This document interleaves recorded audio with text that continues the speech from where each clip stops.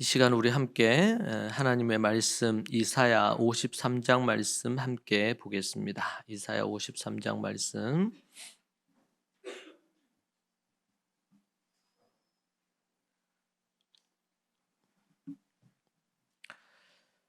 이사야 53장 1절로 12절의 말씀 우리 같이 한번 보겠습니다.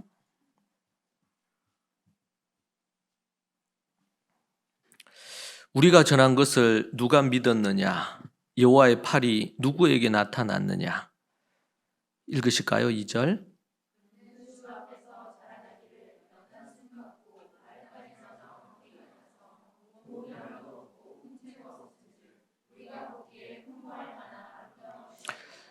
그는 멸시를 받아 사람들에게 버림받았으며 강고를 많이 겪었으며 질고를 아는 자라. 마치 사람들이 그에게서 얼굴을 가리는 것 같이 멸시를 당하였고 우리도 그를 귀히 여기지 아니하였도다.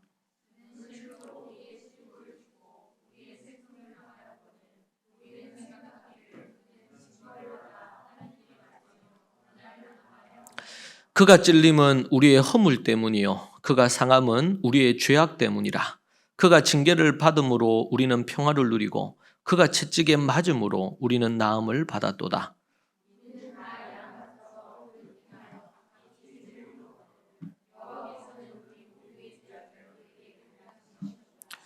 그가 곤욕을 당하여 괴로울 때에도 그의 입을 열지 아니하였으며 마치 도수장으로 끌려가는 어린 양과 털 깎는 자 앞에서 잠잠한 양같이 그의 입을 열지 아니하였도다.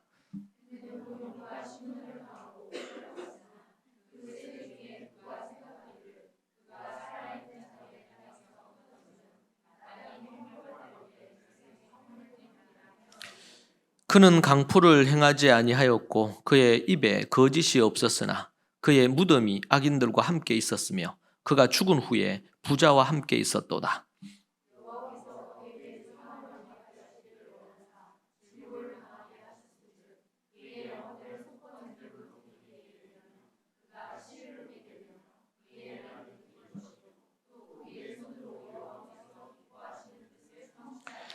그가 자기 영혼에 수고한 것을 보고 만족하게 여길 것이라. 나의 의로운 종이 자기 지식으로 많은 사람을 의롭게 하며 또 그들의 죄악을 친히 담당하리로다.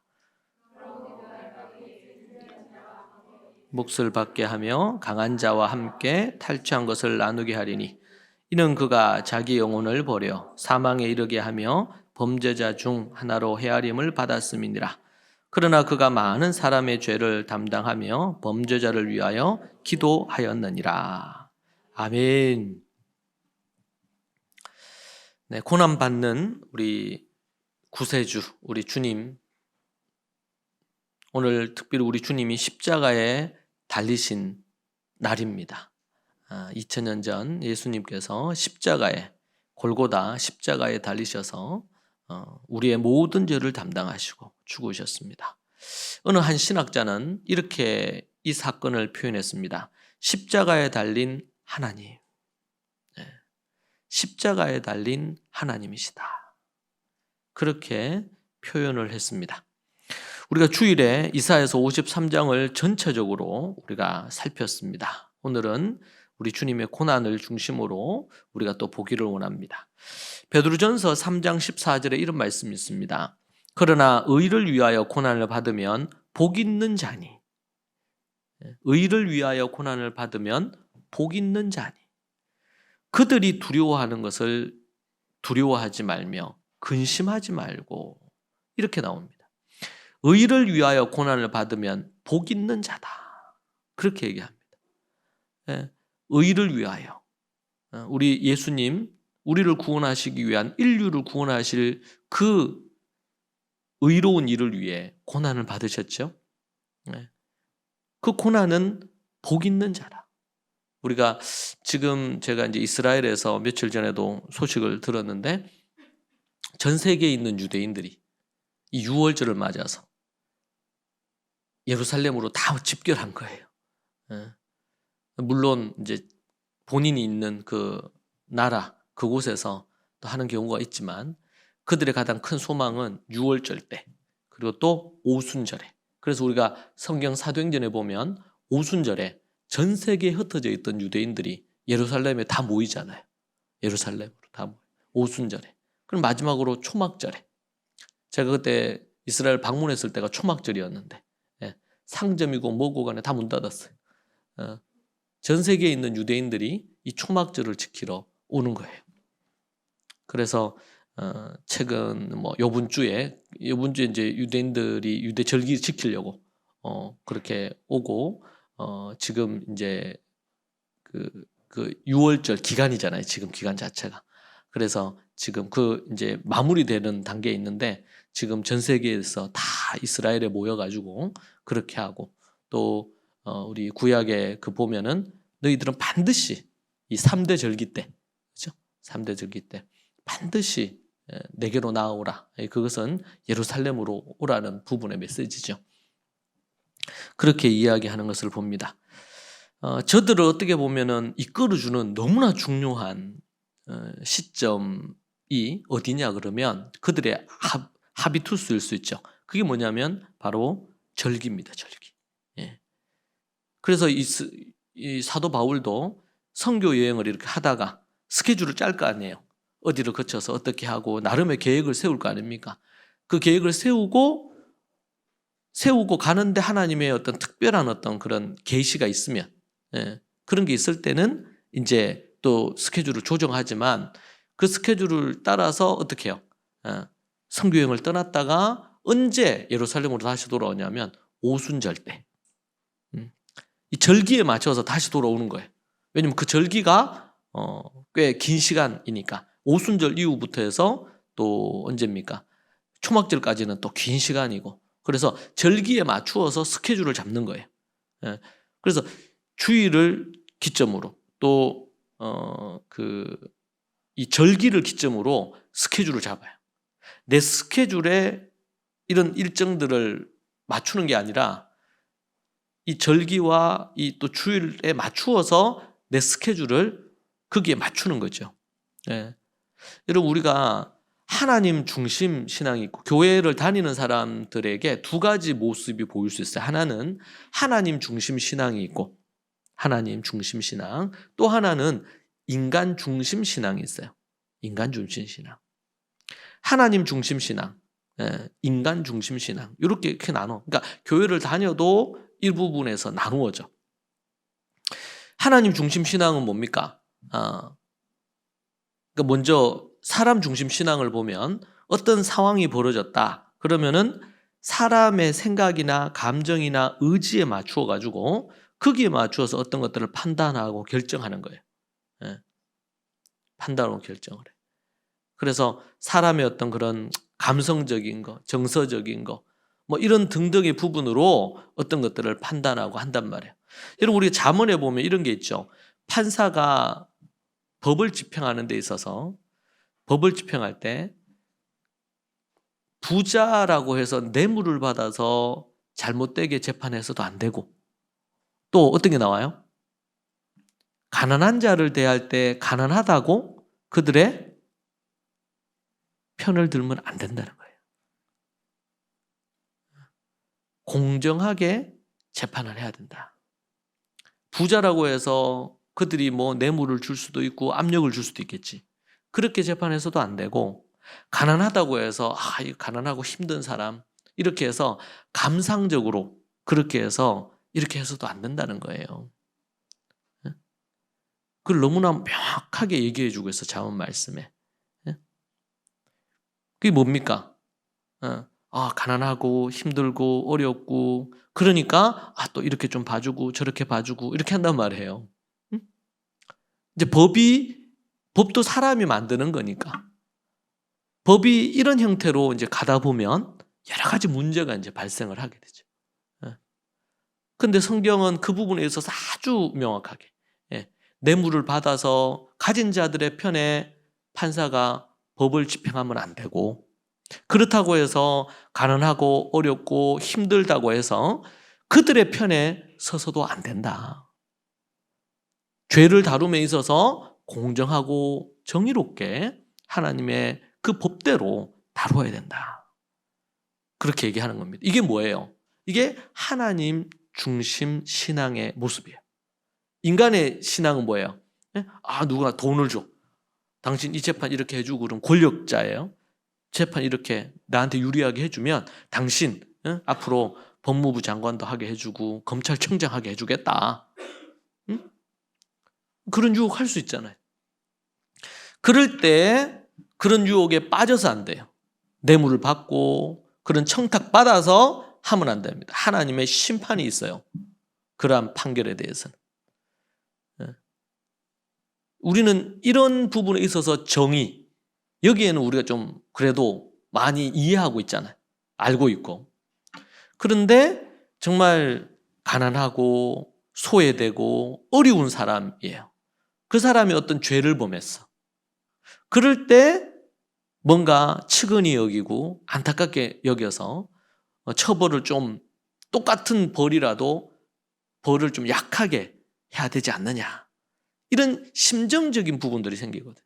우리 한국 사람의 가장 큰 문제가 뭐냐면 한국 민족의 가장 아주 안 좋은 그런 민족성이 이런 지나치게 감정적인 겁니다. 그래서 정치인들이 그런 것도 이용하잖아요. 옛날에 어떤 그 대통령 후보 그러게 했죠. 우리가 남이가 그런 말했죠. 우리가 남이가 우리 뭐 지역주의 막 조장해가지고 우리가 남이가 이러면서 근데 그 말 한마디가 엄청 표의 영향을 준 거예요. 그만큼. 그리고 지연, 학연 뭐 이런 등등 이런 걸로 해가지고 뭐 합니까? 거기에 어드밴티지를 줘서 뭔가를 하게 하잖아요. 그런 부분들에 대해서.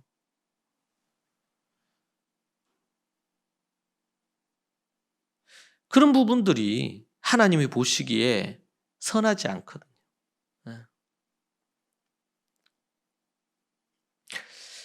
이스라엘에서 보면 최근에 뭐 제가 알고 있었지만 며칠 전에 또 그 얘기 들으니까 이들이 여전히 예수님을 안 믿는 그런 유대인들도 많이 있고 아직은 그렇지만 그러나 저들이 하나님의 이 계명, 저들은 아직 영적인 눈이 가려져 가지고 예수님이 메시아인 것을 아직도 모르는 거예요. 메시아를 아직도 기다리고 있어요. 초림과 재림 두 번에 걸쳐서 예수님이 오시는데 메시아가 오시는데 유대인들은 그냥 한 번만 오시는 줄 알고 있어요. 기다리고 있는 게 지금도. 참 안타깝죠. 그런데 참 그들에게 우리가 배울 거는 뭐예요? 하나님이 명령하신 이 절기라든지 아니면 하나님이 주신 이 부분에 대한 것을 정말 그래서 예수님이 마태복음 5장에서 바리새인들 관련된 이런저런 거 얘기하면서 이것도 버리지 말고 저것도 버리지 마라. 저들의 율법주의, 외식주의 이런 것은 조심해야 돼. 경계해야 돼요.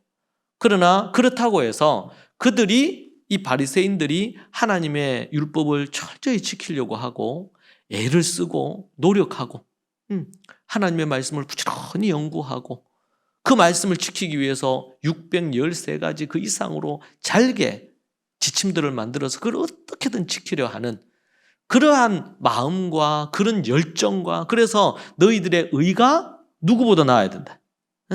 바리새인들과 서기관보다 나아야 된다는 거예요. 바리새인 것. 그러면서 그다음 뭐가 나옵니까? 하나님의 율법에는 살인하지 말라 했지만 나는 미워하는 자마다 살인하는 자다. 형제랑 해서 라가 욕하는 자마다 지옥불에 떨어진다. 저들보다 더 나은 의를 하나님의 새 계명이죠. 새 계명을 지켜 행해라. 그 얘기를 해주고 있어요. 그러니까 우리는 생각합니다. 저들은 율법주의에 빠져 있고 외식주의자들이고 저희들은 뭐 껍데기만 있고 내용은 없다. 이제 그렇게 이제 하면서 어떤 문제가 생겨요. 그렇게 얘기하면서. 그래서 저들은 하나님 말씀도 부지런히 연구하고 달달달달 다 외우고 막 이름에도 불구하고 예수님을 십자가에 못 박고 죽였잖아요. 그런 거 생각하면 저 말씀 보고 기도 막 뜨겁게 하고 말씀 연구하고 이렇게 하는 게 뭔 소용이 있나 말이에요. 그냥 마음으로 하나님을 잘 믿으면 됐지. 저 바리새인들 서기관들이 했던 저런 거 필요 없다. 문제는 저들이 그것을 한 것이 잘못된 게 아니라 저들의 마음이 문제죠. 마음이 교만해져서 스스로 의롭다 여기고 이런 게 문제지. 저들이 말씀을 부지런히 보고 연구하고 하야하고 이렇게 한 거, 통독하고 이렇게 한 것이 문제가 아니고, 그런데 우리는 자칫 잘못하면 어떻게 해요? 우리 특별히 한국인이 막 이 아니면 저다 말이에요. 예? 응? 흑백 논리에 너무 많이 이렇게 약해요. 이거 아니면 저거 형태로 이렇게 하거든요. 여러분 참 위험한 겁니다. 그런 부분들이. 예.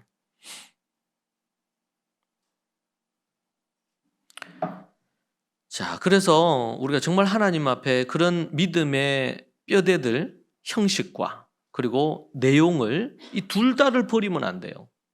이것을 믿음으로 가지고 하나님 앞에 계속 믿음으로 나아가야 됩니다.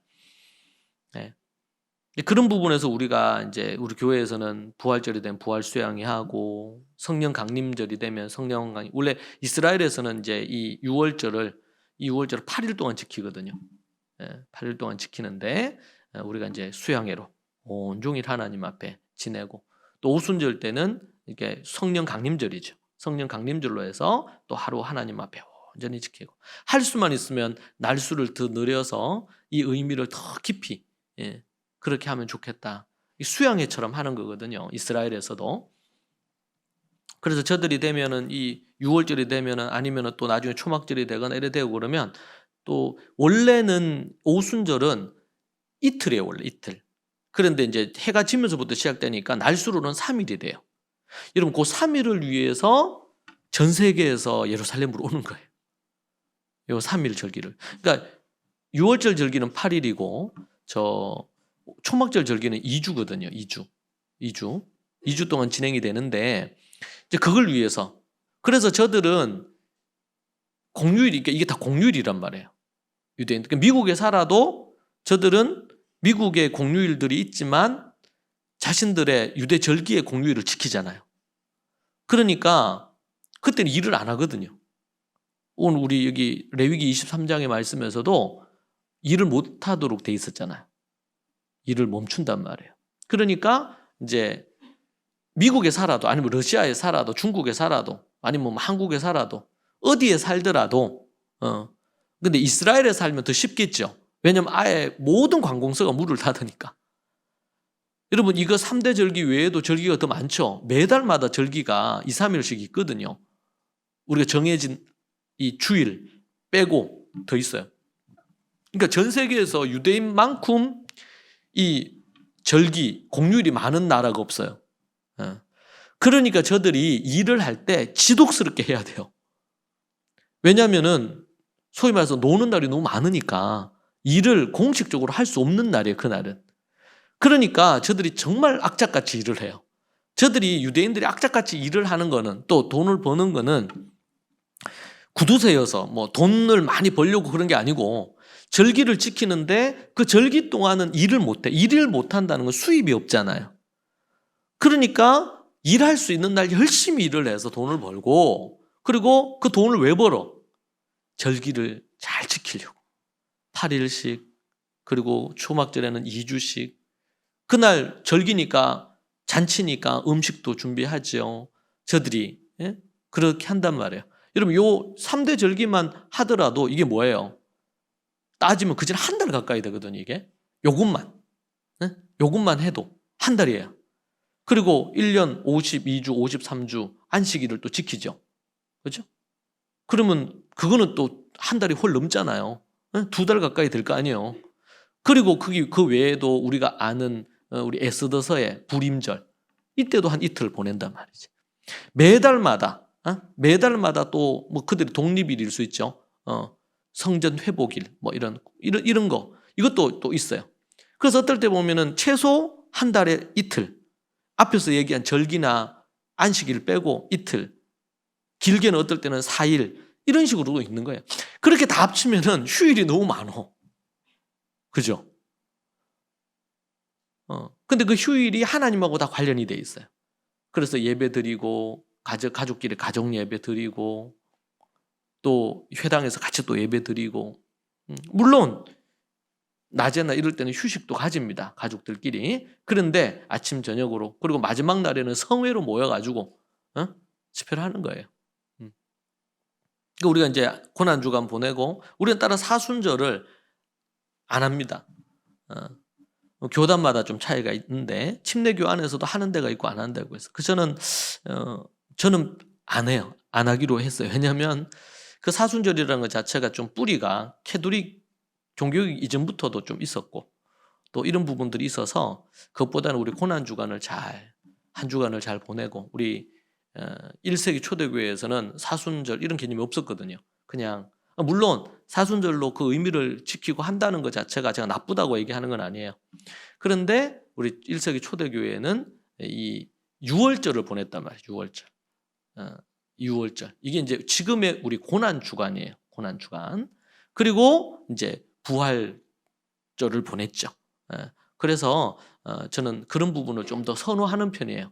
여기에 뭐 이렇다 저렇다 논란을 가질 건 아니고 그래서 우리 교회는 이제 고난주간 보내고 그리고 이제 마지막 성회라고 할 수 있는 부분이 있으니까 그 날을 이제 토요일 날로 해서 온종일 하나님 앞에 그 의미를 되새기고 그리고 또 주일날 하나님 앞에 이제 마무리하는 거예요. 절기로 따지면 마지막 부분으로 그렇게 마무리를 합니다. 우리의 신앙을 지킬 수 있는 부분들을 위해서 하나님이 가장 큰 생명의 사이클로 주신 것이 이 절기예요. 절기. 그러니까 이스라엘에서는 전 세계에서 흩어져 있다가 오잖아요. 그날이 되면. 우리가 명절이 되면 고향을 찾고 부모님 찾듯이 저들은 그렇게 찾는 거예요. 그런데 이게 하나님과 신앙적인 관점이 있는 거지. 그래서 여러분들도 여러분들의 어떤 스케줄, 계획표를 그런 부분으로 짜는 게 참 중요해요. 그렇게 해서 이 절기를 소중히 여기고 귀하게 여기고 거기에 맞추어서 여러분들의 스케줄을 짜고 그래서 할 수만 있으면 지금 이제 우리 부활 수양회로 하고 성령 강림 수양회 아니면 또 초막절은 우리가 뭐 1박 2일 아니면 2박 3일로 우리 가을 수양회 하잖아요. 그때 뭐예요? 이게 행사가 아니고 이벤트가 아니고 그때 모여서 그것의 의미를 깊이 생각하는 거예요. 깊이 생각. 그래서 우리가 루틴, 하비투스라고 하는데 우리가 생명력을 유지하는 부분에서 너무 중요한 뼈대, 하비투스가 있다면 바로 이 절기입니다. 절기. 내일 또 우리 절기 관련된 자세한 부분을 내일 또 얘기를 하겠지만 그런 부분들이 있습니다.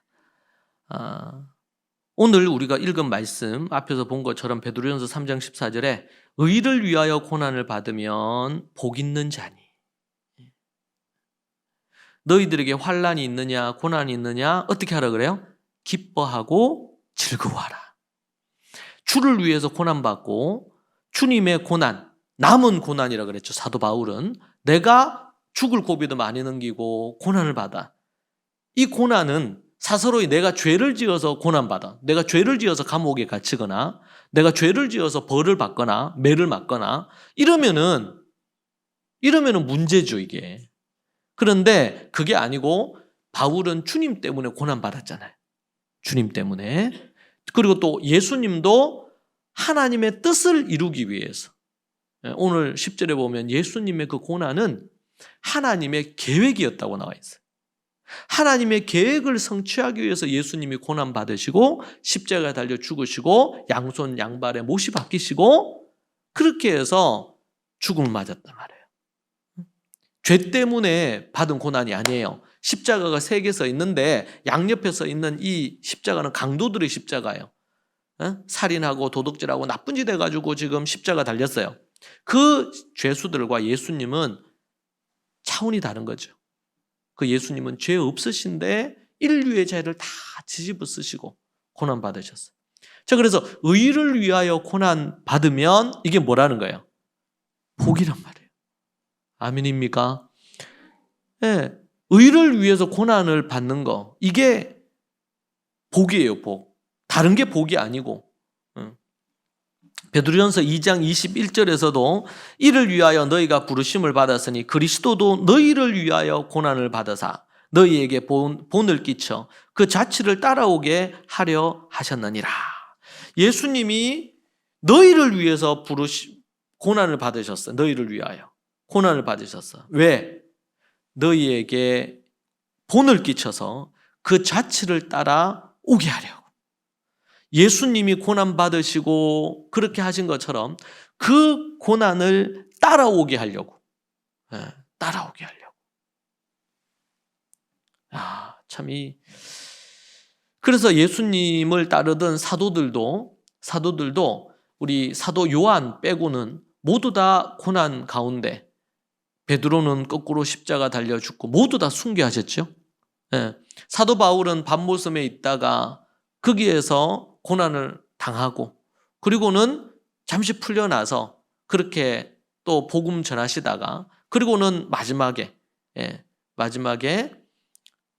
그 사도 요한은 자연사 하셨어요. 그러나 많은 고난을 당하셨어요. 밤모섬에 있으면서 쓰신 책이 요한계시록이잖아요. 밤모섬에서. 그러니까 감옥이에요. 그 섬 자체가 감옥이야. 여러분 그런 곳 있죠. 외국에 보면 섬인데 도망을 못 쳐요. 빠져나가면 거기 바다야, 바다 한가운데 작은 섬이 있어. 그 섬 전체가 감옥이죠, 감옥. 밤모섬이 그런 모습이거든요. 근데 거기에서 노구를 이끌고 그곳에서 생애, 어떻게 보면 연로한 가운데 거기에서 감옥 생활했거든요. 그리고 나중에 풀려서 잠시 그 노종이, 그 목사님이 복음 전하다가 이제 주님 소천하시게 되는데, 그런 부분들이 있습니다. 근데 사도들 대부분이 순교당했어요. 복음 전하다가 죽었습니다. 그래서 사도 바울도 로마에서 마지막 목이 잘려서 단두대에서 잘려서 죽잖아요. 근데 바울이 뭐라 그럽니까? 내가 이 고난 받는 것은 예수 그리스도의 남은 고난을 내 몸에 채운다. 그렇게 얘기했어요. 그리고 바울은 정말 기뻐하고 즐거워하면서 내 같은 죄인 중에 괴수였던 이 더러운 인간이 어떻게 사도로 부름을 받고, 그리고 또 주님 때문에 고난을 받을 수 있는 이 영광을 얻을 수 있느냐, 그리고 내가 주님 때문에 순교할 수 있는 이 영광스러운 자리에 서다니. 여러분, 우리 나중에 우리 주님 재림하시고 천국에 들어가면 보좌에 하나님, 성삼위 하나님이 계시는 그 보좌에 가장 제일 곁에 누가 앉아요? 누가 그 보좌에 제일 곁에 있어요? 예수 그리스도의 핏부림을 당한 순교자들이 제일 곁에 있는 거예요. 순교자들이. 여러분, 천국에서요 다 똑같지 않아요. 주님 때문에 얼마나 고난받고 얼마나 핍박당하고, 주님 때문에 얼마나 헌신하고, 주님을 위하여 마음과 뜻과 힘을 다해서 하나님 사랑하고, 얼마나 주님 위해서 살았느냐, 헌신했느냐, 이 했느냐에 따라서 여러분 천국에서도 직급이 달라요. 직급이 주님 가장 곁에서 주님을 만날 수 있는 자들이 순교자들. 그런 일이 없을 수도 있겠지만, 만약에 예수 믿는 이들이 핍박을 받고 고난을 받고 순교하는 날이 만약에 온다, 여러분 그럴 때 우리가 정말 기쁘게 순교를 해야 돼요.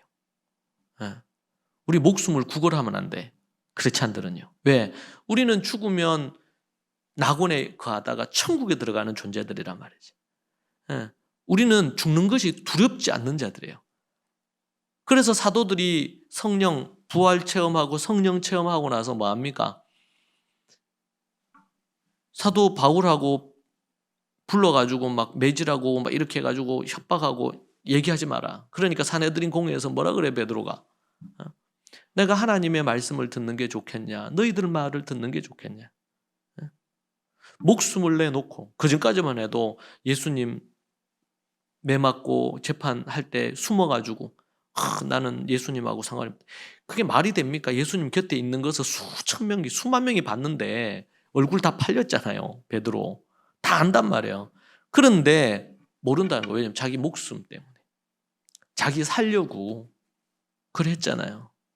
그런데 그 베드로가 주님 만나고, 그리고 예수님이 3번 그에게 그 탓하지 않고 3번 내 양을 먹이고 내 양을 치라고 말씀하시고, 그리고 나서 부활 승천하시고 나서, 그리고 나서 오순절에 성령님이 강림하시고 성령 강림을 체험하고 나서 이 베드로가 담대해졌죠. 그래서 사내들인 거기에 그냥 갈릴리 어부 출신 아닙니까? 베드로가. 그런데 최고의 대제사장, 서기관들, 막 바리새파들, 사내들인 공회 최고의 우리나라로 얘기하면 국회에 속하거든요. 사내들인 공회라는 것이. 그 앞에서 당당하게 얘기하죠. 죽일 수도 있는데 내가 하나님 말씀에 순종하는 게 좋겠냐? 너희들 말을 듣는 게 좋겠냐? 그러면서 딱 얘기하잖아요. 그리고 나중에 베드로 같은 경우에는 순교합니다. 어떻게 순교합니까? 내 스승 예수님이 십자가에 이렇게 똑바로 이렇게 십자가 달려 죽으셨는데 어떻게 제자인 내가 어떻게 십자가에 똑바로 달려 내가 죽을 수 있으랴? 나를 거꾸로 매달아라. 참 이 베드로가 원래 혈기가 많은 사람인데 주님 앞에서 이 혈기가 꺾이고 깨어지고 부서지니까 그러니까 정말 하나님 앞에서 그 성정대로 열정대로 하나님 앞에 담대하게 그렇게 나아가죠. 전혀 죽음을 두려워하지 않고. 왜냐하면 죽으면 주님 앞에 가는 거니까. 그보다 더 큰 기쁨이 어디 있어요? 속히 주는. 그러니까 베드로도 똑같이 얘기하잖아요. 바울도. 내가 당장 죽어서 주님 앞에 가고 싶다. 오늘이라도 주님이 나를 불러주시면 좋겠다. 죽어서. 우리나라 말에는 그런 말 있죠. 어디서 뭐 굴러 먹어도 이승이 낫다고. 저승보다 이승이 낫다고. 그 잘못된 거예요. 어디가 나아요? 믿는 자들에게는. 물론 믿지 않는 자들에게는 이 땅이 낫지. 왜? 죽으면 지옥에 가는데 거기 불구덩인데 영원한 고통 속에 살아야 되는데 이 땅이 낫죠. 그래서 어떻게든 사람들이 살려고 하잖아요. 죽지 않으려고 막 그렇게 하잖아요. 그런데 우리는요. 예수 믿는 자들은 죽음은 끝이 아니에요. 죽음은 그냥 그래서 문이라 그래요. 문. 새로운 문을 열고 가는 거예요. 여러분 집에도 가면 집에 문 열고 들어가잖아. 안방에 들어가면 문 열고 또 들어가야 되잖아요. 에? 그런 것처럼 이제는 이제 새로운 문들을 이 땅의 인생은 안개와 같아. 안개. 잠시 잠깐 있다 끝나는 거예요. 우리의 영원한 본향은 저 천국인데 그곳에서 영원히 살아. 예수 그리스도의 피로 거듭난 자들은 천국에 들어간단 말이에요. 얼마나 기뻐. 그래서 사도 바울이 속히 가고 싶다. 속히. 그런데 하나님이 나에게 사명을 주셨기 때문에 내가 사는 이유는 여러분들을 위해 내가 산다는 거예요. 바울이. 내가 다니면서 복음 전하고 교회를 세우고 믿음으로 제자를 세우고 이렇게 해야 되기 때문에 내가 사는 이유가 그것 때문에 내가 이 땅에 산다. 아니 이 땅에서 돈 때문에 사는 게 아니고 이 땅에서 명예 때문에 사는 게 아니고 내가 하고 싶은 어떤 내 자아를 실현하기 위해서 사는 게 아니고 먹고 마시고 입는 걸 위해 사는 게 아니라 이 땅에서 뭔가 내세울 만한 사람들에게 뭔가 내세울 만한 그걸 위해 사는 것이 아니고 오직 나를 위해 죽으신 그 주님을 위해서 내가 이 땅에 살고 주님의 사명 감당하는 일을 위해서 모든 그리스도인들은 주님의 나라의 모든 일꾼이에요. 역할이 다를 뿐이에요. 목사나 이런 역할이 다른 거예요. 예수님 믿는 사람들은 오직 먹든지 마시든지 무엇을 하든지 주의 영광을 위해서 살아야 돼요. 돈 한 푼 쓰는 거, 시간 하나 쓰는 거, 어떤 거든 간에. 그래서 바울이 그렇게 얘기하는 거예요. 저는 예전에 이것이 이해가 잘 안 됐거든요. 왜 빨리 죽고 싶어 하지? 빨리 죽어서 빨리 주님 앞에 가고 싶은 거예요. 바울은. 근데 시간이 지나고 성경을 계속 연구하면서 그 심정이 좀 이해가 돼요. 그렇지. 주님 앞에 가면 진짜 쉼을 누릴 수가 있잖아요. 그렇다고 해서 막 스스로 막 빨리 죽으려고 용 쓰면 안 돼. 그렇죠? 그거는 하나님 다 알아요. 우리 주님 다 알지. 이 땅에서 해야 될 일이 있어. 하나님이 우리에게 주신 사명이 있단 말이에요. 그래서 그리스도도 너희를 위해 고난을 받으사 너희에게 본을 끼쳐 그 좌치를 따라 오게 하려 하셨느니라. 그 예수님의 고난의 길을 우리도 따라가고 그분이 많은 이들을 구원하기 위해서 자신의 생명을 주셨잖아요. 자신의 생명. 우리 성경을 한번 찾아볼까요? 마가복음 10장 말씀. 마가복음 10장 45절 말씀. 말씀에 보면 이렇게 나옵니다. 인자가 온 것은, 지금 제자들이요, 요 앞에 보면 제자들이 자기가 높아지려는 것 때문에 막 다투는 거예요. 야고보와 요한이 예수님, 그리고 야고보 요한 어머니가 예수님한테 샤바샤바 하는 거예요. 예루살렘에 올라가면 내 자식들 야고보 요한을 좌의정 우의정 시켜주세요. 예수님의 오른팔 왼팔 되게 해가지고 예루살렘에서 권력자의 자리에 서게 해달라고 그렇게 얘기했어요. 그러니까 예수님이 42절에 이렇게 예수께서 불러다가 이르시되, 그런 거를 하는데 그런 얘기를 하는 거를 다른 제자들이 들은 거야. 그러니까 수군수군하죠. 저 야고보 요한 저 새끼들, 저 나쁜 놈들. 지들만 그거 하려고. 어머니 대동해가지고 막 샤바샤바 한단 말이지. 그러니까 뒤에서 막 욕을 하는 거예요. 그러니까 예수님이 다 불렀어요. 불러가지고 뭐라 그러냐면, 이방인의 집권자들이 그들을 임의로 주관하고 그 고관들이 그들에게 권세를 부리는 줄을 너희가 알거니와 너희 중에는 그렇지 않을지니 너희 중에 누구든지 크고자 하는 자는 너희를 섬기는 자가 되고 너희 중에 누구든지 으뜸이 되고자 하는 자는 모든 사람의 종이 되어야 하리라. 이방인의 집권자들이 그들을 임의로 주관하고, 세상에서는 권력자들, 힘 있는 사람들, 고관들, 이런 사람들이 자기들 마음대로 법도 권세도 부리면서 한단 말이에요. 그러나 너희들 중에서는 그러면 안 된다. 너희들이 진짜 정말 높은 사람 되고 크고자 하느냐? 그렇다면 너희는 섬기는 자가 되라. 으뜸이 되고자 한다면 다른 사람의 종이 되라. 45절, 인자가 온 것은 섬김을 받으려 함이 아니라 도리어 섬기려 하고 자기 목숨을 많은 사람의 대속물로 주려 함이니라. 예수님이 우리를 위해 십자가에 달려 죽으시고 우리에게 생명 주신 것은 단순히 어떤 종교적인 사건으로, 인류 구원을 위한 사건으로 끝나는 게 아니에요. 이것은 우리에게 본을 보이신 거예요. 본을.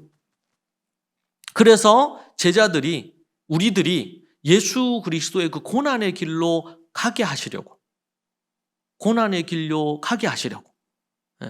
여러분이 비즈니스를 한다, 돈을 번다, 돈을 버는데 여러분이 돈 버는 목적이 남들처럼 떵떵거리고 힘이 있고, 그래서 돈을 좀 많이 벌어서 자식들한테 유산도 많이 주고 해서 내 자식들도 좀 돈 있는 집안 이렇게 하고, 나중 결혼도 돈 있는 집안하고 결혼해가지고 뭔가 신분 상승을 하고 높아지려고 하는, 이게 지금 이 세상이 갖고 있는 가치잖아요.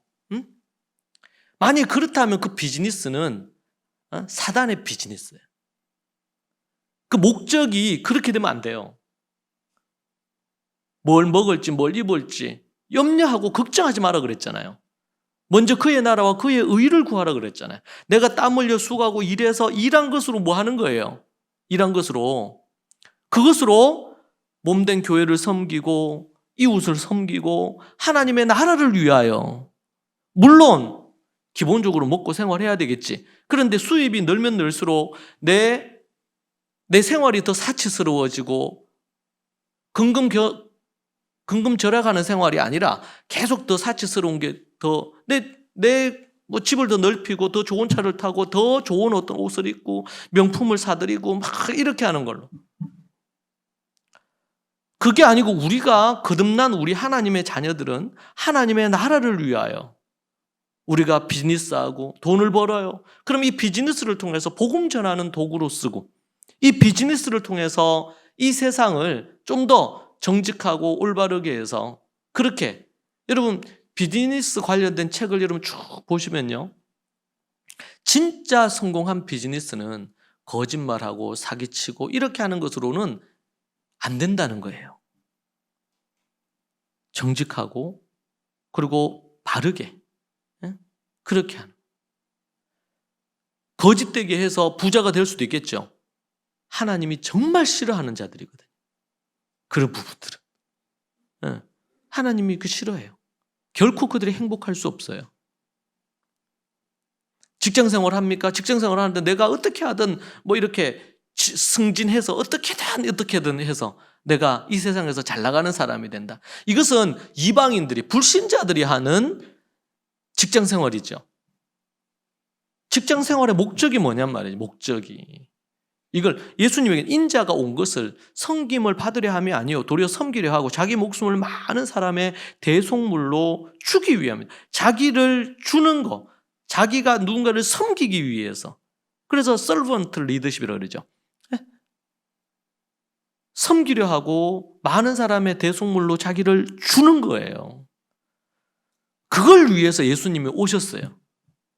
그리고 사도들도 그렇게 살았고 수많은 500여 제자들, 많은 제자들이 그들이 어떤 나름의 자기 직업을 갖고 있는 사람도 있었지만 주님을 위해서 사명자로 부름을 받잖아요. 어떤 사람은 파트로, 어떤 사람은 풀타임으로 하나님 앞에 쓰임을 받기도 하고요.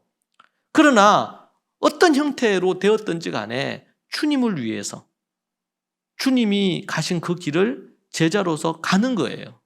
그 길을. 이것이 고난이 갖는 우리에게 주는 엄청난 비밀이고 하나님께서 우리를 부르신 목적이다. 우리의 목적이 뭐다? 공부하는 학생은요. 이 시대 애들 이제 애들 커가고 이렇게 하면서 공부를 왜 시켜요? 왜 애들 좋은 대학 가기를 원해요? 원하는 대학에 못 보내고는 막 엄청 좌절하고 좋은 대학 가려고 해. 제가 보면 애들도요. 이미 애들도 거기에 꽂혀 있어요. 어떻게든.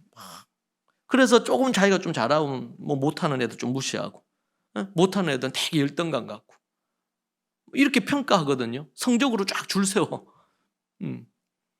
그리고 성공한 인생 아니면 공부 안 되거나 뭐 안 되거나 이렇게 하고 그러면 실패한 인생 루저라고 표현하잖아요. 그리고 공부를 왜 시켜요? 부모로서 공부를 왜 시킵니까? 세상적으로 성공하고 잘 나가고 그렇게 하기 위한 건가요? 그게 아니죠. 그것은 크리스찬들의 목적, 그건 세상 사람들의 타락한 사람들의 세상 사람들의 목적. 그러니까 이 세상은 너무나 그 물줄기가 너무 커. 넓은 길이에요. 그쪽으로 다 가는 거예요. 그리고 그곳을 환호해.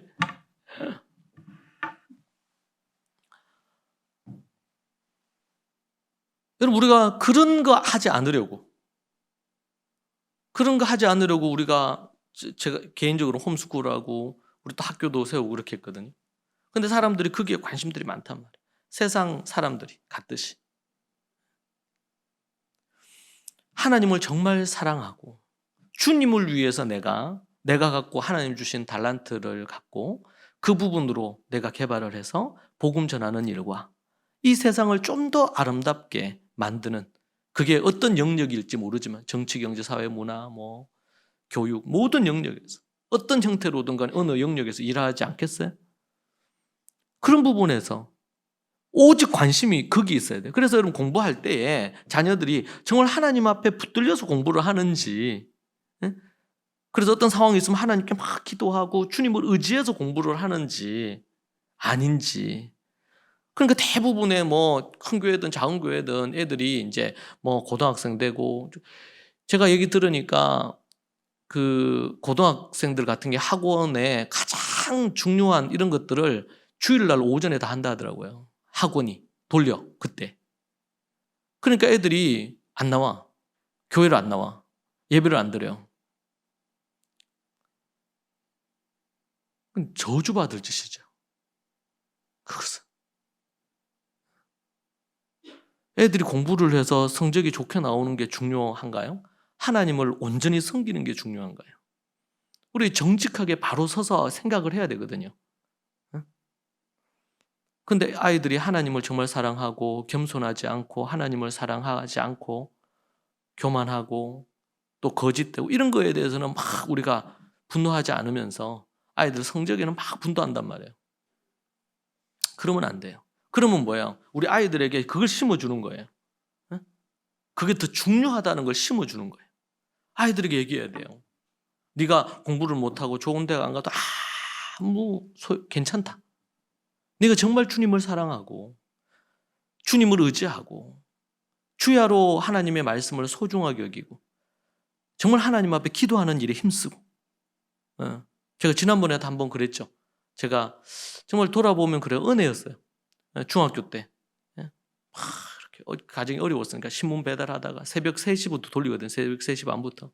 그러다가 이제 5시가 되기 전에 가서 새벽 예배 드리고 그러고 나서 신문 마저 돌리고 그러고 나서 이제 학교 등교하고 그렇게 했었어요. 근데 1시간 넘게 새벽 기도하러 걸어서 1시간 넘게 와야 됐었으니까. 여러분, 우리가 어떤 자녀를 원하냐는 말이에요. 하나님 앞에서. 그것이 바탕이 되고 있으면서 정말 하나님이 나에게 주신 것으로 부지런히 공부하고 애를 쓰고 그렇게 하는지. 오늘 우리가 주제가 지금 이제 고난, 우리 주님 고난 받으셨는데 그 고난이 의를 위해 고난 받는 거. 만약에 이렇게 자기 욕심 따라 공부하고 자기 욕심을 위해서 자기 야망을 위해서 비즈니스하고 돈벌이하고 직장생활하고 만약 이렇게 한 사람이 주님의 고난이 우리에게 왔을 때 고난을 받겠냔 말이에요. 고난을 안 받지. 편하게 살기를 좋아하죠. 우리나라만큼 전 세계적으로 우리나라만큼 편리한 곳이 없어요. 전 세계적으로 그래요. 조금만 움직이면 약국이지. 워낙 땅덩어리가 커서 그런 것도 있지만 미국 같은 경우에 무조건 차를 타고 움직여야 돼요. 정말 편리한 나라예요, 우리나라. 그러니까 외국인도 우리나라 와서 좀 적응하고 나면 안 나가려고 하잖아. 자기 나라 안 가려고 해요. 너무 불편하니까. 대표적인 게 어디 뭐 카페에다가 뭐 이렇게 해서 자기 물건 다 놔둬도 아무도 안 가져가. 저도 이제 이태리나 이 유럽에 가봤지만 거기는 어디 갈 때 딱 이렇게 몸 속에 숨겨야 돼. 안 그러면 일순간 없어져요. 이렇게. 예. 뭐든 간에. 우리 한국처럼 잠깐 한국이라 생각하고 잠깐 어디 물건 놔두고 딱 돌아서서 5초만 지나면 없어져 물건이. 그런 곳이에요. 유럽이라는 곳이 참 안타까운데 그렇거든요. 그러니까 얼마나 좋아. 우리나라가 정말 살기 좋아요. 뭐 헬 조선이고 어쩌고 저쩌고 하는데 그거는 저는 도무지 이해 안. 네. 여러분 우리가 무엇을 위해 사냔 말이죠. 무엇을 위해. 여러분 이 부분에 대해서 예수님이 우리를 위해서 의를 위해서 고난 받으셨잖아요. 그리고 죽으셨잖아요. 그래서 그분이 하늘의 미랄이 돼서 전 인류의 구원을 베풀어 주셨어요. 자 그렇다면 우리는 예수님의 제자인데 예수님의 제자로서 주님을 따르는데 우리도 예수님처럼 앞에서 말씀 보니까 베드로전서 2장 21절에 너희에게 본을 끼쳐 그 좌치를 따라오게 하려 하셨느니라 그랬거든요. 따라오게 하려 하셨느니라. 따라오게 하려고. 주님이 왜 십자가에 달리시고 왜 죽으셨어요? 우리를 구원하시기 위한 거 있고 또 하나는 뭐예요? 그 예수 그리스도의 본을 쫓아 우리가 따라가게 하시려고. 따라가게 하시려고. 그런데 우리가 세상에 마음을 두고 세속에 마음을 두고 이렇게 하면 그 고난 따라가겠냔 말이에요. 그걸 더 추구하겠죠. 우리가 우리 이사야서 53장에 보면 그런 말씀을 그는 주 앞에서 자라나기를 연한 순 같고 마른 땅에서 나온 뿌리 같아서 고운 모양도 없고 풍채도 없은지 우리가 보기에 흠모할 만한 아름다운 것이 없도다. 볼품이 없어요. 그 제가 얘기했죠 주일날. 아무도 거들떠보지 않는 분이 누구냐면 예수님이에요. 성화에 보면 예수님이 코가 오똑하고 완전히 서구형이잖아요. 서구형. 예수님은 이스라엘 유대인이거든요. 그 유대인들 특유의 얼굴형이 있어요. 대부분 이렇게 성화로 나온 거는 다 완전히 그 유럽이나 아니면은 저 미국인 딱 했잖아. 그것도 최고의 영화 배우 같은 이런 사람들만. 그거 다 이제 거짓말인데, 지금으로 한다면요, 아무도 거들떠보지 않는 외모를 가지셨어요, 예수님. 얼굴도 그렇고 외모도 그렇고 어디 그냥 매력적이지 않아. 여기 우리 제가 볼 때 여러분들 다 매력적이에요. 우리 애들도 그렇고 여러분 다 나름의 매력들이 다 있어. 응?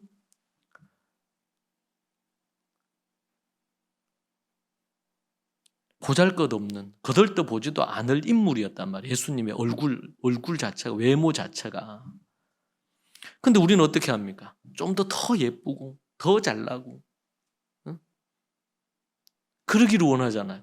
키도 좀 더 컸으면 좋겠고 몸도 좀 더 좋았으면 좋겠고 얼굴도 또 이목구비가 또렷하게 해가지고 딱 보면 예뻤으면 좋겠고 할 수만 있으면. 그래서 우리나라만큼 여러분 성형이 유행하는 나라가 없대잖아요. 응? 애들이 고등학교 졸업하면은 애들을 이제 딱 성형시켜 주는 거가 하나 유행이라고 하더라고. 얘기 들으니까. 에? 여러분들은 그러지 마세요. 하나님 주신 그대로가 이뻐. 사랑스럽고 그걸로 자족하고 행복하고 그런 마인드를 갖도록 만들어주는 것이 성형보다 100배, 1000배 좋은 거예요. 그게.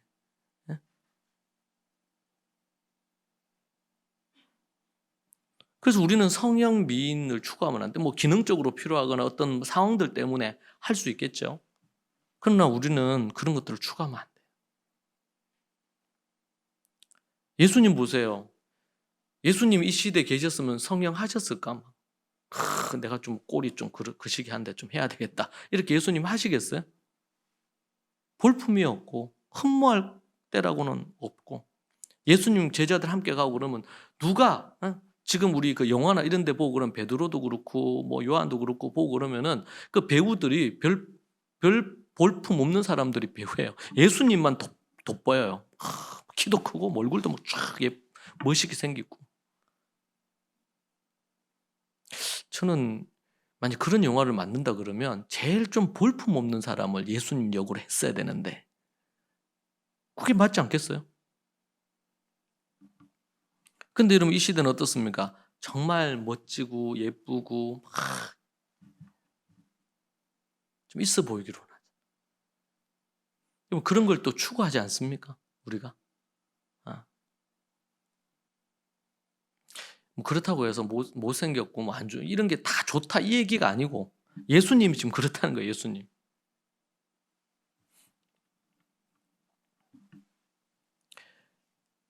그래서 우리말 성경에는 이렇게 쉬운 성경인가 거기 보니까 우리의 눈길을 끌만한 거라고는 하나도 없는 분이라는 거예요. 그분. 예. 아름다운 것도 하나도 없고 우리의 눈길을 끌만한 게 아무것도 없다. 여러분 우리 사랑하는 성도들이 사람들을 외모로 취하지 마세요. 여러분도 그래요. 여러분을 외모로 판단하거나 이러지 마세요. 제가 예전에 제가 사역 대학 교회 안에서도 그렇고 캠퍼스에서도 제가 사역을 할 때에 정말 거기 학생 중에 대학생이죠. 대학 청년 그룹이었으니까 그 대학생인데 그냥 보면 별로 안 예뻐. 안 예쁜데 또 화상이 너무 큰 화상이 있어. 양팔인지 한쪽 팔이었는지 화상이 너무 좀 보기에 좀 소위 말 좀 흉측한 화상이 너무 심해가지고.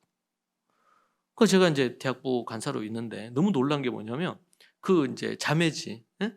자매인데 대학 뭐 2학년 뭐 요렇게 3학년 요럴 때인 것 같아. 그런데 여름인데, 예? 여름인데 그 흉터가 훤히 보이는 채로 너무 밝게 웃더라고. 너무 놀랐어요. 제가. 좀 그러면은 좀 이렇게 좀 그냥 여름에라도 얇은 걸로 해서 좀 가릴 만도 한데 그렇게 안 가리고 그걸 다 드러내놓고 나중에 이제 제가 이제 알고 이렇게 또 그 부모님도 알고 이렇게 관계를 맺고 알다 보니까 그 어릴 때 화상을 입었는데 그럼 나중에 수술도 몇 번 했다 하더라고요. 입었는데 이 부모님이 참 훌륭해. 그 딸이란 말이야, 딸이. 딸한테 얼굴도 그렇게 그냥 보면 객관적으로 예쁜 얼굴도 아니요. 그런데다가 흉터까지 그렇게 화상까지 입었으니까 얼마나 그렇겠어요. 부모 마음도 어려울 수 있는데 이 어릴 때부터 딸한테 참 예쁘다고 해주고 이 흉터나 이런 것들은 아무 문제가 안 된단 말이에요. 괜찮다고. 이러면서 아버지 어머니가 그런 부분에서 잘 아이에게 이 건강한 이런 자아 정체감을 갖고 자아상을 가질 수 있도록 계속 해준 것 같더라고. 그러니까 얘가 그런 게 그것 때문에 자기 이런 화상으로 인해서 갖는 그것 때문에 막 어떤 어려움을 갖거나 마음에 그런 게 아예 없는 거예요. 이게 상처가 되지도 않아. 응? 그리고 자기는 그렇게 뭐 예쁜 얼굴도 아닌데 자기가 정말 예쁜 줄 알아. 예쁜 줄 알고 살더라고. 얘기를 해보면 자신감도 넘쳐요. 눈도 또렷또렷하고 얘기할 때 보면 막 이렇게 말에 있어서 자신감이 있어. 말을 또 표현도 잘하고. 그 제가 그걸 보면 볼 때마다 참 감동이 되는 거예요. 그 자체가. 이게 어떻게 된 겁니까? 우리는 뭐 외모나 아니면 이런 흉터나 화상이나 아니면 또 뭐 성적이나 아니면 내가 가지고 있는 어떤 뭐 이런 아니면 어떤 지위 이런 것으로 자기가 자기를 평가하잖아요. 응? 근데 우리 예수 그리스도를 믿는 사람들은요. 예수 그리스도 안에서 우리가 거듭난 하나님의 사람이라는 것 자체가 가장 큰 우리의 아이덴티티죠. 이게 우리의 프라이드예요. 그 어떤 무엇으로도 우리가 우리를 평가할 수 있는 기준은 없어요. 그리스도 안에서 우리는. 우리가 얼마나 가치로웠냐면 예수님이 십자가에 달리셔서 고난당하시고 죽으시고 피 흘리셔서 우리를 사실 만큼 가치로운 존재라. 우리 존재 자체가.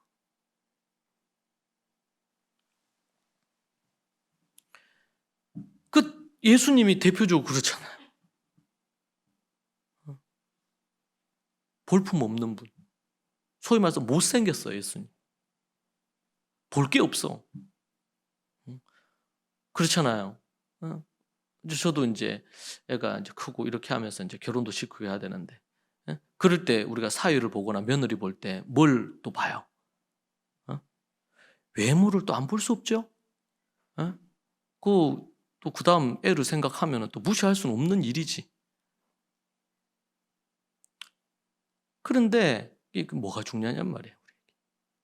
얼마나 그 사람이 예쁘고 잘생겼고 얼마나 뭐 똑똑하고 또 뭔가 소위 잘 나가고 우리는 그런 것들로 다 평가하고 잣대지고 이렇게 하잖아요. 그리고 또 사람들 우리나라만큼 다른 사람 눈치 보는 이런 게 많은 나라도 없어요. 근데 각자 알아서 인생 사는데 누구 집에 뭐 밥그릇이 몇 개인가까지 다 알아. 숟가락 몇 개인가 다 알아. 그리고 막 다 간섭해. 이런 게. 이게 우리나라가 갖는 한쪽 면으로서는 정감이 있어서 좋은 면이고 또 한쪽 면에서 너무 스트레스 받아. 예. 너무 말이 많으니까. 너무 별 쓸데없는 것에 말들이 많어.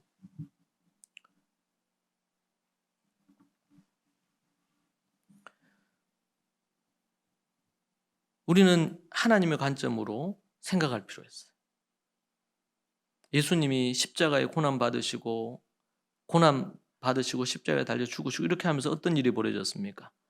4절 이하에 나오는 말씀이죠. 4절부터 보면은 그는 실로 우리의 질고를 지고 우리의 슬픔을 당하였고 우리 슬픔을 그분이 당하셨고 우리는 생각에 그는 징벌을 받아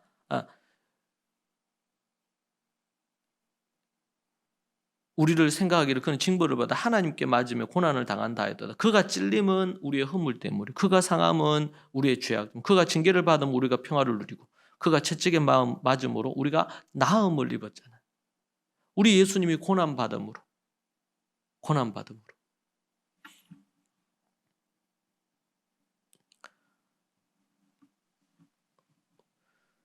이것을 좀 쉬운 성경은 우리의 질병을 짊어지고 우리의 아픔을 대신 겪으시고 그러나 우리는 그가 하나님께 벌을 받아서 고통당한다고 생각하고 그러나 그가 상처 입은 것은 우리의 허물 때문이고 그가 짓밟히신 것은 우리의 죄 때문이고 그가 맞음으로 우리가 평화를 얻었고 그가 상처를 입음으로 우리는 고침을 받았어요.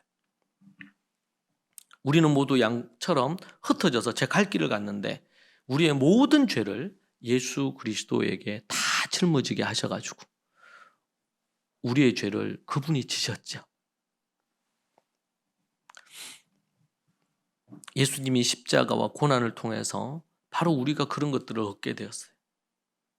그런데 우리가 어떻게 우리는 고난을 피하려고 하고 어떻게 하든지 주님 때문에 받는 고난을 애써 외면하려고 하고 그래서 때로는 힘들고 어렵고 고되고 이런 것은 주님을 위해서 몸된 교회를 위해서 안 하려고 그래. 사도 바울은 내 고난을 우리 주님의 남은 고난을 내 육체에 채우는데 왜? 몸된 교회를 위해서 내 육체에 채우노라. 그렇게 얘기하거든요. 네. 우리 주님과 교회를 분리시킬 수가 없는 거죠, 실제로. 그래서 몸된 교회를 위해 머리 대신 예수님, 교회의 머리 대신 예수님 위해 내가 고난을 받는다. 고난받기를 즐겨한다. 그리고 하나님 앞에 계명을 지키기 위해서 고난받는다. 여러분, 앞에서 제가 인간 중심의 삶을 산다 그랬잖아요. 여러분, 우리 크리스찬들이 갖는 어려움 중에 하나는 뭐냐면 어려움 중에 하나는 우리는 하나님 중심 신앙을 갖고 산단 말이에요. 그러니까 우리는 하나님 앞에 하나님의 법이 중요한 거예요. 예수 그리스도의 십자가로 구원받고 나면 그 다음에는 하나님의 계명, 하나님의 법이 중요하거든. 하나님의 법을 지키려니까 기준이 있잖아요. 기준이. 그런데 세상에서는 어떻게 해요? 용납해 주기를 원한단 말이에요. 어떤 죄를 지어도 그럴 수 있겠다. 그래서 여러분 어떤 사람들이 죄를 짓고 이렇게 하는 요즘은 죄를 뭐라고 표현하냐면 병으로 표현하는 거예요. 병이면 이것은 어떻게 해요? 그 사람의 의지와 상관없이 생길 수 있는 부분에 문제가 되니까 그래서 이걸 병으로 취급을 해요. 정신의학과에서도 그렇고 심리학에서도 그렇고 죄를 죄로 다루어야 되는데 죄를 죄로 안 다루고 병으로 다루는 거예요. 그래서 동성애 같은 경우에도 처음에는 병으로 예전에는 다루었어요. 근데 요즘은 뭐예요? 제3의 성이 남성과 여성만 있는 게 아니고 제3의 성이 있다는 걸로 이렇게까지 발전을 한 거예요. 이게. 그전에는 동성애적인 이런 걸 하는 걸 병으로 봤거든. 근데 그게 발전이 돼서 이제는 그게 아니고 하나의 특권, 인권으로 이걸 봐야 된다. 이렇게까지 온 거지. 그러니까 역차별적이죠. 이게. 지금 이제 거꾸로 된 거예요. 근데 여러분 그게 유럽 모두가 그런 문화를 갖고 있어요. 선진국들이 다 그걸 채택하고 있어요. 그러니까 우리나라에서 그걸 채택해야 된다고 얘기하는 거예요. 응? 그리고 아프리카나 이런 나라에는 만약에 그런 것을 법제화해가지고 하지 않으면 지금 지원하는 돈이나 이런 것도 안 지원하겠다. 이렇게 미국 대통령이 그렇게 했잖아요. 오바마 대통령이. 그쪽에. 아프리카 쪽에. 이게 권력을 가지고 있는 거죠. 강대국들이. 근데 그런 것으로 그게 뭐다? 선하다. 그게 의롭다고 생각하는 거예요. 자, 그런데 그런 시대 속에 우리는 그게 아니라고 얘기하고 살아야 되니까 당연히 고난이 있을 수밖에 없죠. 고난이. 그리고 우리도 그렇게 살아야 되고 모두가 다 거짓말하고 이렇게 해서 비즈니스 하는데 나는 정직하게 하려고 한단 말이에요. 당연히 고난이 있고 때로는 손해도 보고 그러겠죠. 하나님의 은혜로 특별히 또 더 잘 되게 하실 수도 있지만 고난을 받는 것은 어쩔 수 없는 일이에요. 손해를 보게 될 수밖에 없단 말이에요. 그래서 우리가 하나님을 제대로 믿고 믿음 안에 살면 고난이 반드시 따르게 돼 있어요. 고난 없는 믿음 생활은 이게 불가능해요.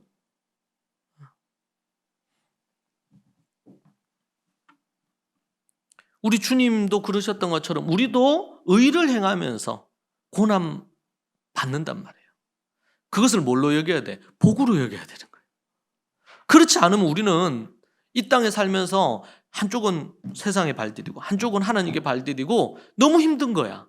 왜? 세상 따라가자니 하나님과 말씀이 걸리고 말씀을 또 온전히 따르자니 세상에서 외면받고 손해보고 억울할 것 같고 그러니까 이도저도 하기가 어려운 이런 상황이 오는 거죠.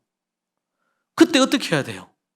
양쪽에 다 걸치고 있어서도 안 되고, 또 어떤 이들은 교회 나올 때는 크리스찬이 되고 세상 일주일 동안 살 때는 세속에 물들어가지고 마음껏 이렇게 그렇게 살고, 이런 이원론적인 삶을 살든지 아니면 갈등하면서 이렇게 살든지. 많은 사람들이 갈등하면서 사는 부분도 있겠죠. 왜냐하면 양심이 있으니까. 근데 어떻게 해야 돼요? 완전히 주님 앞에 사로잡혀가지고 주님의 뜻 앞에 순종해서 믿음으로 살지 않으면은 이 갈등은 계속된단 말이에요. 근데 이 고난을 뭘로 여기고?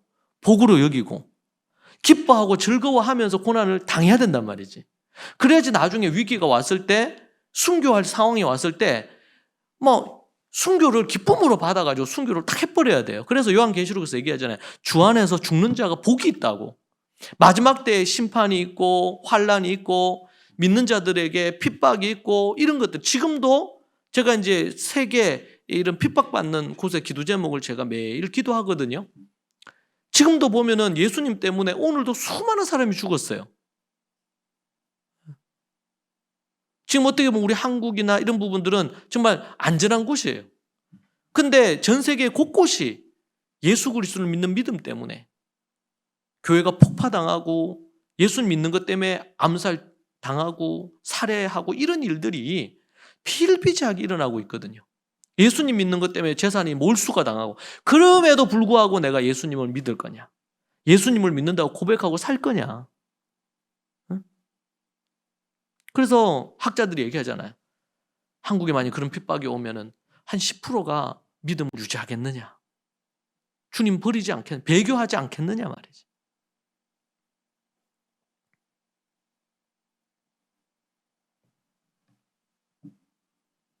여러분, 우리가 어중간하게 있는 것도 아니고 세상에 속해서 무늬만 종교인으로 사는 게 아니고 완전히 하나님께 사로잡혀가지고 그분에게 붙들려 살아야 됩니다. 이게. 그래야지 갈등이 적어요. 주님 앞에. 예? 갈등이 적어요. 믿음으로 나아가는 거예요. 그럴 때 하나님의 역사가 일어나요. 우리의 마음속에. 그리고 어떤 위기가 왔을 때, 순교해야 될 상황이 왔을 때 기쁘게 순교할 수 있는 거죠.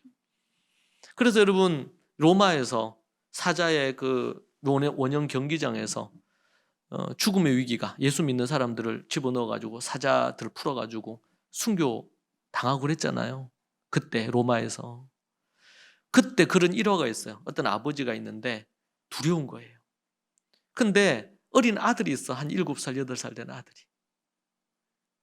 이 아들하고 같이 손잡고 이제 그 사자들을 풀어놓는 곳으로 가는 거예요. 먼저 넣었다가 사자를 풀지요. 그때 이 아버지가 두려운 거예요. 믿음을 지키고자 결단했지만 두려워. 그러니까 이 아들이 그 얘기하죠. 이 아들이, 어린 아들이 아버지한테 얘기하는 거예요. 아버지, 잠시 우리가 사자의 밥이 되고 찢기고 죽지만 우리가 그 이후에 우리 예수님 우리 만날 거예요. 그 얘기를 그 아들이 한 거예요. 그 아들의 그 얘기를 듣고 그 아버지가 그렇게 울면서 아들을 안고 사자의 밥이 된 거죠. 여러분, 그런 이야기는, 이런 스토리는 정말 많아요. 이 순교의 역사의 상황들을 볼 때. 여러분, 멀리 갈 필요도 없어요. 우리나라에 복음을 전하기 위해서 왔던 선교사들이 다른 나라니까 의학도 발달되지 않고, 그러니까 와서 순교의 제물이 됐죠. 온 지 6개월도 안 돼서 어린아이가 죽거나 아니면 아내가 죽거나. 그때 20대, 새파랗게 20대 젊은이들이에요. 영국과 유럽에서 왔죠. 미국에서도 오고. 복음 하나 전하려고. 복음 전하기 위해서, 성경을 그들에게 전달해 주기 위해서.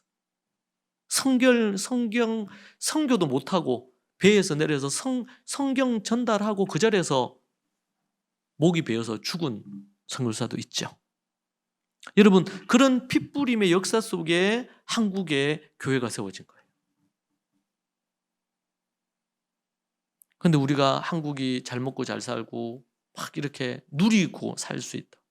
K 관련된 시리즈가 전 세계를 강타도 하고 그러면서 너무 마음이 높아져 있죠. 우리 크리스찬들도 주의해야 됩니다. 정말 하나님 앞에서 겸손하게 서서 우리가 주님, 그렇게 대비하지 않으면 정말 위기가 오고 핍박이 와서 예수 믿는 부분 때문에 예수님의 가르침을 쫓는 것을 우리가 외치고 아니면 말하다가 핍박받거나 감옥에 갇힐 수도 있고요. 심지어 자칫 잘못하면 순교할 상황이 올 수도 있는데, 그때 그렇게 할 수 있느냐 말이에요. 그때 우리 자신이 그럴 수 있고 우리 자녀들이 그럴 수 있느냐 말이에요. 여러분, 이건 너무 중요한 부분이에요. 이러한 부분에 대해서 우리가 복음에 명확하고 말씀에 충만하지 않으면 결국에는 배교하고 주님을 떠나는 인생이 될 수밖에 없어요.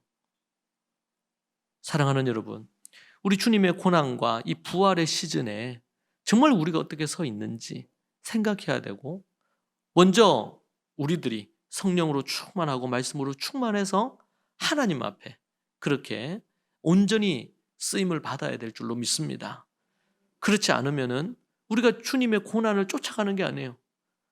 아무리 고난 주간을 지내고 뭐를 한다 하더라도 우리 주님의 고난이 내 고난이 돼야 되고, 이 고난의 깊은 의미를 우리가 깨닫고 살아야 되거든요.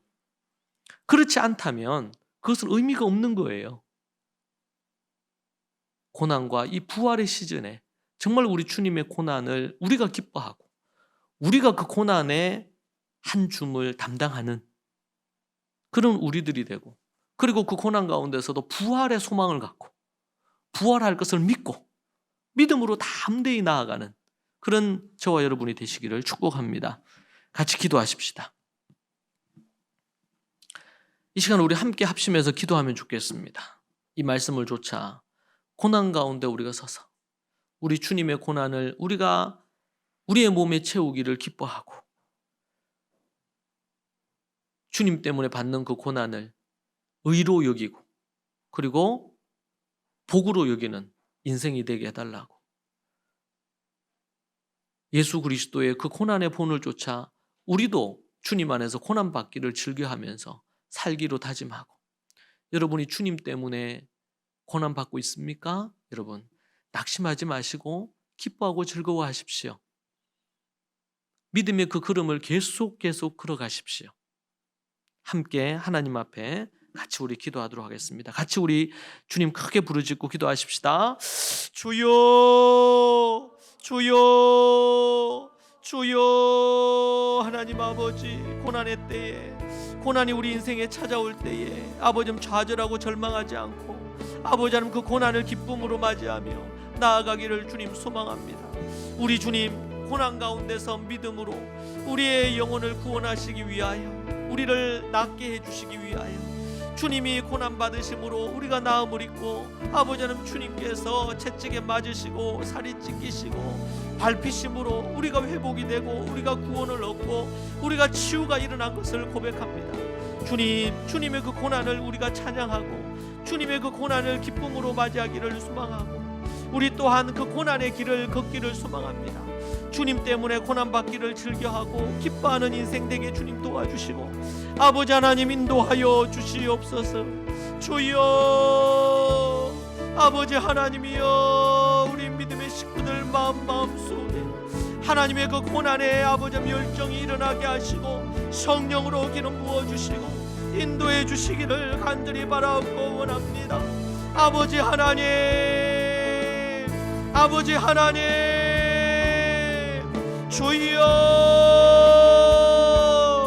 아버지 하나님 도와주시고 인도해 주시기 원합니다. 믿음의 내공이 강하여져서 담대히 아버지 하나님이 주님의 복음을 전하고 아버지 하나님 주님의 말씀대로 살아야 될 것을 우리 자신에게, 우리 가족들에게, 아버지 우리 주변 사람들에게 나눌 수 있도록 아버지 하나님 성령의 은혜와 능력을 부어주옵소서. 성령의 은혜와 능력을 부어주옵소서. 오 하나님 아버지 역사해 주시고 도와주시기를 원합니다. 아버지 하나님 주님 붙들어 주시기를 원합니다. 주님 간섭해 주시고 인도하여 주옵소서. 아버지 하나님, 아버지 하나님, 주여, 주여. 오 하나님 아버지 주님 간섭하시기 원합니다. 주님 인도해 주시기 원합니다. 주여, 아버지, 아버지, 아버지 하나님 주님 도와주옵소서. 은혜를 내려 주옵소서. 성령으로 기름 부어 주시옵소서. 아버지 하나님, 아버지 하나님, 주님 도와주시기 원합니다. 아버지 안에 우리 믿음의 식구들 모두 다 고난을 기뻐하고 즐거워하며 순교의 때가 왔을 때 주 안에서 죽는 것이 기쁨임을 알고 믿음으로 다음 때에 나아가는 이들이 되게 하여 주옵소서. 아버지, 아버지, 주여, 주여, 아버지 하나님, 아버지 하나님, 아버지 하나님, 하나님 아버지, 주님 붙들어 주시고 인도하여 주옵소서. 우리를 위해 피 흘리시고 생명 주시고 주님을 의지하게 하옵소서. 이 시간 우리 한 번 더 기도하십시다. 우리 주님이 고난 받으시고 창에 찔리시고 매를 맞으시고 살이 찢기시고 양손 양발에 못이 박히시고 십자가에 달려 죽으심으로 우리가 나음을 입고 회복이 되고 치유가 되었습니다. 이 시간 함께 기도할 때에 그 은혜를 우리가 잊지 않기를 갈망하며 기도하십시다.